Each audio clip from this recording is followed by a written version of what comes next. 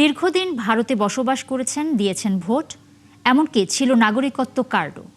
আবার জন্ম ভারতে এমন নাগরিকদেরও বাংলাদেশে ঠেলে দিচ্ছে বিএসএফ। তাদের প্রধান টার্গেট নারী ও শিশু। তবে গেল কয়েকদিনে পুশিনে একজনকেও বাংলাদেশে ঢুকতে দেওয়া হয়নি বলে দাবি করেছে বিজিবি। মোহন ইসলামের বিশেষ প্রতিবেদন।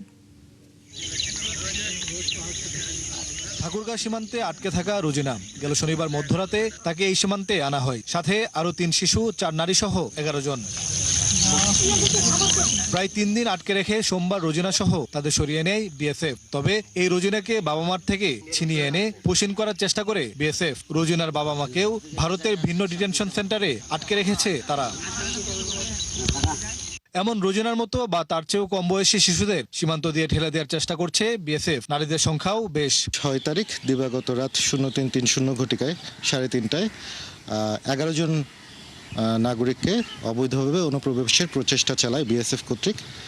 এই 11 জনের মধ্যে সর্বমোট 4 জন নারী, 3 জন পুরুষ এবং 4 জন শিশু ছিল।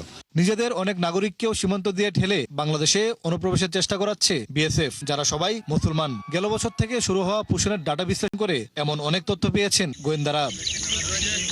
এ ধরনের পরিস্থিতি নিয়ন্ত্রণে সীমান্তরক্ষীরা কি করছেন সেই প্রশ্ন বিজিবির এই কর্মকর্তার কাছে। আমরা যে কোনো ধরনের অবৈধ অনুপ্রবেশ প্রতিরোধে আমাদের অবস্থান দৃঢ়। আমরা দৃঢ়তার সাথে বলতে চাই, সীমান্তে কোনো ধরনের অবৈধ অনুপ্রবেশকে আমরা গ্রহণ করব না, অথবা আমরা এটাকে হতে দিব না।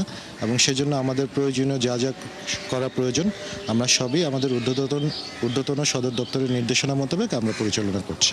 এদিকে পশ্চিমবঙ্গের মুখ্যমন্ত্রী দাবি করেছেন অনেককেই বাংলাদেশে পাঠিয়েছে তারা। তবে বিজিবির দাবি এখনো একজনকে প্রবেশ করতে দেয়নি তারা। দেশের বিভিন্ন সীমান্ত। ইসলাম, ৭১, দিনাজপুর।